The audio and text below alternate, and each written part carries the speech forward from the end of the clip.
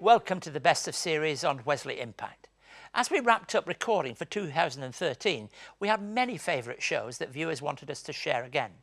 Today we highlight International Forgiveness Week and a man who shared a challenge and a heartfelt message, a message of love amid the most tragic of circumstances. On the 2nd of June 1994, Pastor Chris Foley's life was turned upside down after his 3-year-old son Joshua ran out into the road and was struck down by a motorcyclist riding along their suburban street. That day bound the lives of 2 people together forever. What follows and what you're going to see is a story of pain, depression, guilt, prison, forgiveness and faith. Chris Foley, it's good to talk to you and have you with us. Thanks, Keith. That morning was an average morning, you might say, just like any other morning. All happened so quickly. Yeah. Motorcycle rider Danny comes along. Tell us a little bit about how that happened and what happened. Well, I'd gone to work just, as you said, a normal day, and my wife had gone out to help another lady who'd lost her car keys, dropped them somewhere when she was out walking. And so my wife took our children in their strollers and was just going along the footpath, and she said, well, we'll cross over the road now. And while she was just turning the stroller, Josh just ran out in the road as 3-year-old kids do, and ran out in front of a parked car and was hit by a motorcycle. There must be no words that really fully describe that experience. But it's been a journey for you, hasn't it, really? Yeah. And you spiraled into depression? Yeah, well, it took me about 5 years before my doctor diagnosed that I was suffering from depression as a result of that accident. And, you know, I guess the signs were there. I'd wake up in the morning and just want to go back to sleep and pull the blankets over my head. And it was very hard to get back to normal life after losing Joshua. But, you know, with appropriate medication and treatment and a great group of friends and so forth, yeah, we were able to not only live a normal life, but really, you know, really thrive. Tell us about the difficult but the good side of the story, which is really linked to Danny. Yeah, well, Danny, I mean, he was just a 19-year-old boy, you know, out going for a ride on his motorcycle. We don't blame Danny in any way. In fact, we were very concerned that he didn't blame himself. So, you know, as soon as we possibly could, we had him over for tea a number of times, and I took him for a fly in the plane and just reached out to him at a friendship level, and he was suffering very, very badly.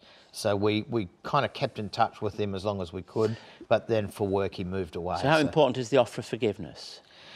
I think it's very, well, it's probably turned out to be more important than either Danny or I realised or could have realised at the time. And, you know, many, many years later, some of the things that he's told me about how, you know, we showed forgiveness and didn't hold him in any way responsible, but actually reached out to him has been a big impact on his life.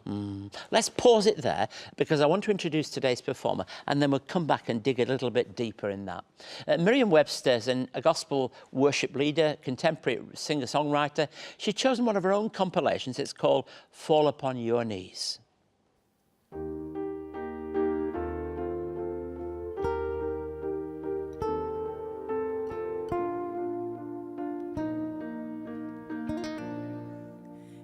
Is able to restore.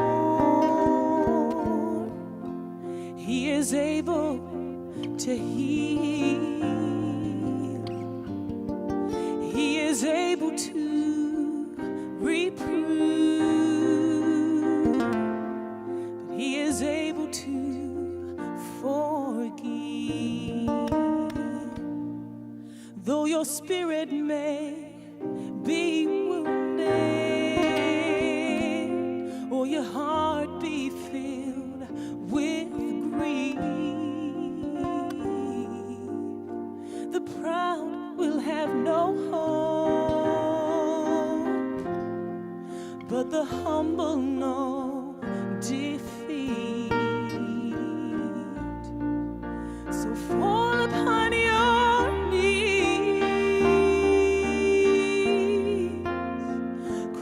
To your Maker, He will hear you,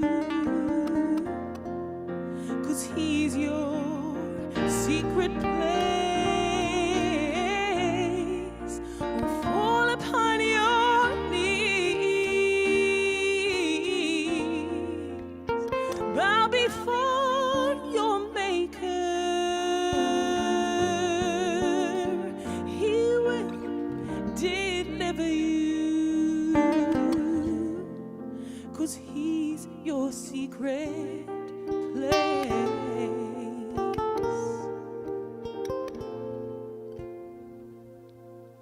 He gives strength to the weary. He gives power to the weak.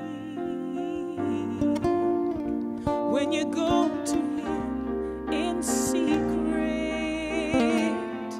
lay surrendered at his feet, you gotta fall upon your knees, cry out to your Maker. He will hear you, 'cause he's your secret place. Will fall upon your knees, cry out to your Maker. He will deliver you, 'cause he's your secret place.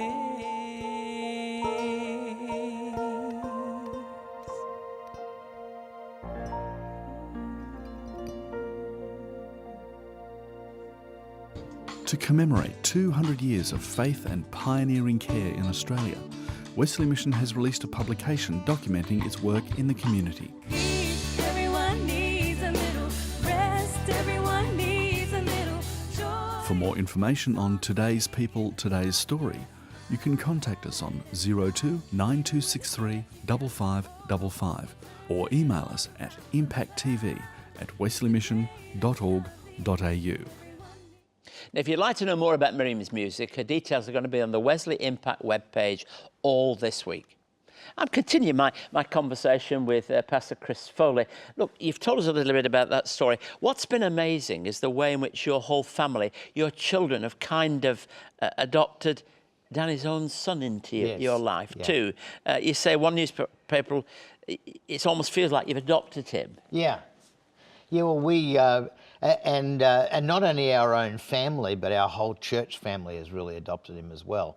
And he was, I got a call from him via his family to say that he was in prison, and because his life spiraled right out of control after this particular event. And he was in prison and really had a new baby son, and the separation from his son was very hard on him. So I just went out to the prison and met with him and prayed with him and spent some time just listening and talking. And I invited him. I said, would you come to our church? And he said, would they have me? And I said, absolutely. So I'll never forget the first time he came to church with his family and his child. You know, it was a huge impact on his life. That comment, would they have me, tells you a lot, doesn't it? It does. But what would you say to somebody going through this kind of experience? No two experiences are ever the same. No. But somebody that's going through an experience that you're almost at a crossroads. You can either go one way with this or the other, can't you? Well, statistically, when you lose a child, especially in circumstances like that, it either drives your marriage apart or it strengthens it in your family life and so forth. And I think we were very fortunate to have a great group of friends and a very supportive church family at the time that helped us say, you know, we're going to really stay strong through this. And our whole family life has been enriched by that. And yeah, the whole thing with Danny is basically our family loves Danny as if he's another brother. So, Chris, was your faith strengthened through this journey? Oh, absolutely. In fact, I just don't know how people would survive the loss of a child without having a faith to really lean hard on. You've obviously been father of 6 children. You just celebrated 30 years of marriage. What's held the family together, really, then? I think as a result of us losing Josh, it's made our family very, very close-knit and very tight. We're a lunatic, crazy bunch. So we laugh a lot together. We, play a lot together, and all of our family are very musical, have similar interests. But yeah, that real faith in God really binds us all together. And three of them in the UK working in the church there, Yeah, I know, yeah. and that's important to you. You've had a life with many hats. Who am I talking to here? Am I talking to a gospel music, am I talking to a radio, TV presenter, somebody who gives tips on finance? Am I talking to a state politician, a private pilot, jiu-jitsu? What do you do with your life? I mean, there's so many things. Well, it saves me from being bored. So, and I look, honestly, I just love trying new things, and anything that's creative, I'm up for a challenge. So what are your plans for the future? I guess at the moment I'm kind of semi-retired, and I've taken up painting, as in fine art, and really, really enjoying that. So I do 2 or 3 paintings a week. I'm still pastoring the church, visiting my kids, and just having a merry old time. Yeah, many people would stand amazed at that multi-giftedness part of life, but it's all part of the person you are, isn't it? Yes. Well, I think, I've made a career out of being very ADD, so try new things and give it a bash. So. Yeah. Chris, I want to thank you for sharing from the heart, and particularly perhaps for giving people hope, that you don't have to let something be a cul-de-sac, an end. Yes. Do it. So in a sentence, what would you say to somebody? Let go of unforgiveness, embrace grace, and just learn to love people as Jesus did. Yeah, because forgiveness is liberating, isn't it? Absolutely. Not only to the person who is forgiven, but for the forgiver. Would you say that yourself? To hang on to unforgiveness is like a cancer in your life. It's just not worth it. So the practice of forgiveness is a liberating and releasing thing. And do you find you come back to that again and again? All the time. Yeah. Look, thank you very much for sharing with us. We appreciate you making the journey of coming down to Sydney and sharing with us. And God bless you in your continuing witness and ministry. Thank you very much. We're going to be back in just a moment. It's been 200 years since the first Methodists met in Australia. To celebrate 2 centuries of faith and pioneering care, CEO and presenter Reverend Dr. Keith Garner takes us back to where it all began. But we don't begin here at the heart of London. We begin in a town in the north of England. In this fascinating narrative, Reverend Garner chronicles the history of the life and times of the founder of Methodism, John Wesley. This fresh and thought-provoking documentary takes us on a journey throughout the United Kingdom, beginning in John Wesley's hometown of Epworth. John Wesley was born here on the 17th of June, 1703. This 1-hour DVD travels onto his education years and beginnings of social justice in Oxford, to his final years in London. For more information on John Wesley, the man and his mission, call 02 9263 5555 or email us at impacttv@wesleymission.org.au. Wesley Mission has a long history in foster care provision and is one of New South Wales' largest providers, with services extending through Hunter, Central and Greater Western Sydney. The support, stability and love of a foster family can give children a chance to enjoy their childhood.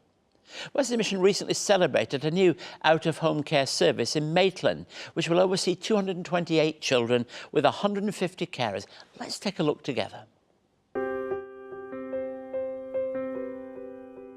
This is such an important day in the life of Wesley Mission and Wesley Dharma in particular, because the opening of this centre here in Maitland marks the rollout of the transition from services that up to this point have been managed very much in New South Wales Government into the non-government sector.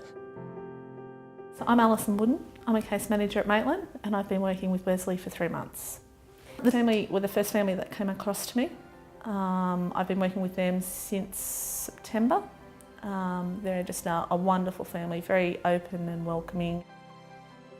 They took Michael on when he was 4 months old and they've had him ever since. So he's now heading into year 7, so he's very excited and growing into a lovely young man. When we first got Michael, he was a chubby little boy with red curly hair, and he's just such a blessing. He just completes our family because I've got 2 girls and yeah, it's a little boy that we didn't have. He knows who he is. He's very grounded and he's very bright, very intelligent. He just adds balance to our family, I think. We share a lot of interests, camping and going out in the bush and that. He's an outside boy. He likes riding his motorbike. He likes any sport. So he loves anything outside, doesn't he? So Loves the dogs. he loves the dogs, animals and anything like that.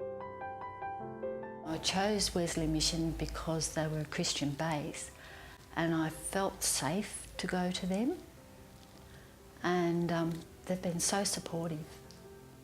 They've helped me through things that I didn't think I'd get through, you know. They've just been there for me and they've just helped us and they've listened. And what I love is they listen to Michael. We recently had a situation with Michael at school. He wasn't handling the environment that he was in. We were looking at transitioning him anyway to another school because he was in Year 6, transferring to Year 7. So we were looking at doing that with some discussion with both Michelle and Michael and Stephen. We decided that we would actually transition him faster. So the school he's gone into is actually a kindergarten right through to Year 12 school. That was a slow process. We worked with the school, worked with the carers, and Michael is now happy and wants to go to school and there's no issues, and he's making friends, which is a big thing. And yeah, he just really loves this new school. Wesley Mission's been a godsend. She's been really, really special in our lives, you know. She's very supportive in everything, and I can talk to her about anything, and I know that she's open and honest with me, and that's what I like. I just feel they've been so helpful and supportive, and I think it'll be a good blend, good relationship down the track.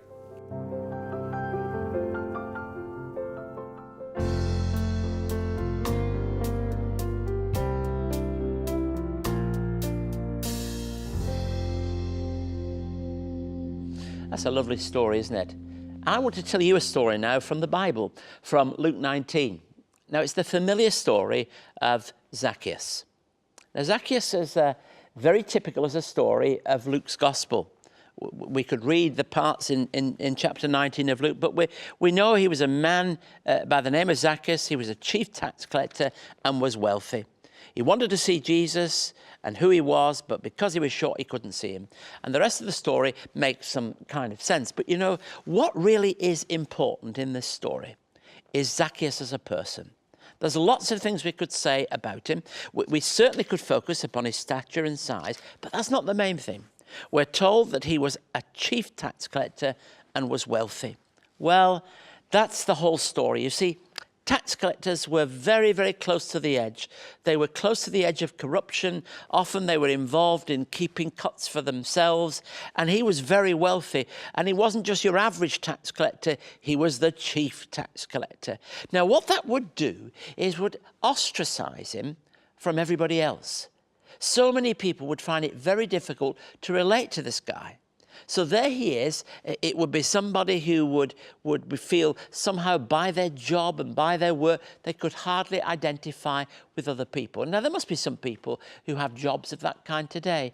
But in those days, especially in a Jewish community, somebody collecting taxes, not collecting taxes for the synagogue and the temple, but collecting taxes for the authorities and the ruling powers would not be popular. And so there's a sense in which he's cast aside. So Jesus reaching out to him, and that's exactly what happens, because we're told he's short, he climbs a tree so he can get a view of Jesus. When Jesus reached the spot, that's the place where he was, he looked up into the tree and said to him, Zacchaeus, come down immediately. I must stay at your house today.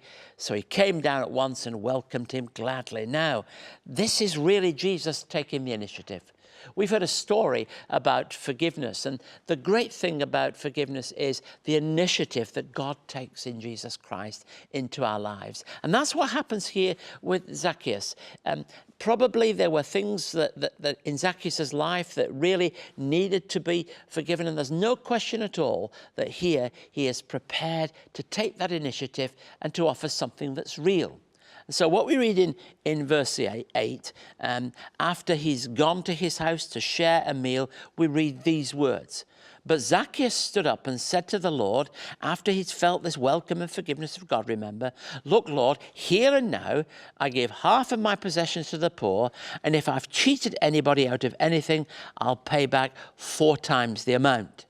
Now, just a few moments ago in that interview, I talked about forgiveness, and Chris shared the fact that forgiveness is liberating for the person who offers the forgiveness, but for the person who receives it, it's also liberating. So much so in this case that it released something within the life of Zacchaeus which said, now, because this has happened, because God has met me and somehow offered me forgiveness, here and now, and he offers recompense to people perhaps that he's cheated and he's been involved with and done things that are wrong. Pay back 4 times the amount. So it's all so much more than it would be for anybody else. So it's real forgiveness. It's forgiveness with clothes on. It's forgiveness in action. And it's all liberated and made possible by the action and the initiative of God in Jesus Christ. And it becomes a moment of salvation. Salvation is a word that means wholeness, that coming into an open space where life is liberated, where somehow we become new and different and fresh because of what God does. So we read in verse 9, as the passage draws to a conclusion, today salvation has come to this house, says Jesus, because this man too is a son of Abraham. For the Son of Man came to seek and to save what was lost. This man too is a son of Abraham. That's exactly what he wouldn't feel from time to time, feeling rejected, but now he's included. There's an inclusivity about God's action in Jesus Christ. And this becomes typical of what God is always doing. This is what the Son of Man came to seek and to do. He came to save that which is lost. And he reaches out to you. He reaches out to me. And whatever our situation is, wherever we are in life, whatever we've done, whatever we are, God forgives us and grants us a new opportunity. It has things attached to it, because forgiveness will mean that we repent, we change, we offer our lives and offer to make them new and fresh in actions towards other people. But that gift of salvation is real. So this chief tax collector is transformed and changed. Not because of what he's done, but because of what God's done, the initiative towards him. If you would like to know more about today's topic, or for more on Keith's message, contact Keith by writing to Wesley Mission, Post Office Box A5555, Sydney South 1235, or email impacttv@wesleymission.org.au. Many thanks for watching. Today's show really brings into sharp context just what forgiveness is all about. We leave you with Lee Cunningham singing Lay It Down. Goodbye and God bless you.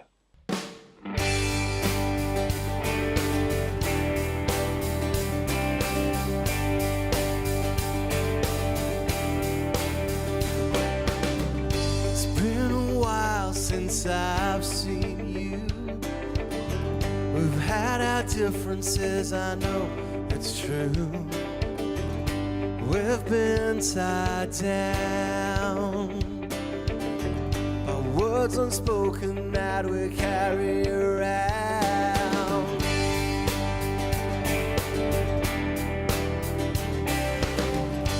They say time heals,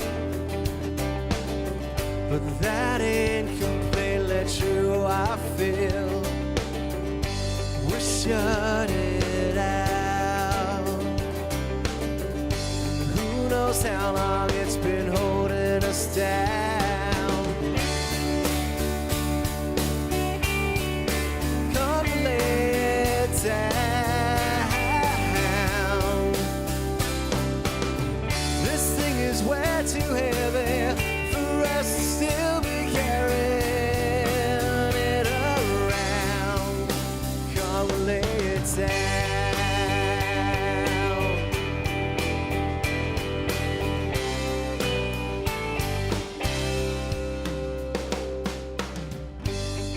say, you and me. Let's leave it here in the shade of this tree, 'cause freedom is found when we leave it here and lay it down.